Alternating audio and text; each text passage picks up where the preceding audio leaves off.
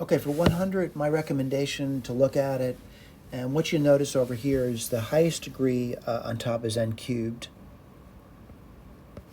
And on bottom, what do you got? Yep, really, it's going to be n to the 9 halves. And 9 halves is 4.5. So I'm going to say this thing here looks like n to the 1.5. And that's going to be, as a comparison point, I'm going to say it looks like a reasonable series to compare it with.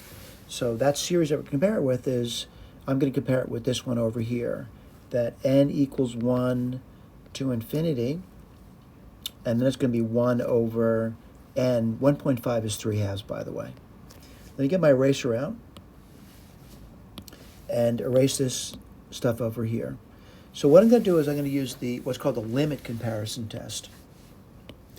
And the limit comparison test, what you're going to be doing is n goes to infinity of this thing here, right? Just write that down. Divide it by this thing over here. And what's that thing? When you divide by, you multiply by this over here. Let me just go through the limit with you. It's not a bad limit to do, by the way. It's not like it's going to take us a lot of work to do that. But what do you get over there? You get the limit, n goes to infinity. And you get this over here. You get the root of n, let's see, 9th power plus 10 n cubed minus 8. And on top, what do you get? Well, you're multiplying by n to the 3 halves. So, 3 plus 3 halves, that's going to be 9 halves. So that's 2n to the 9 halves. Minus, well, it's going to be, let's see, 2 halves, 5 halves now.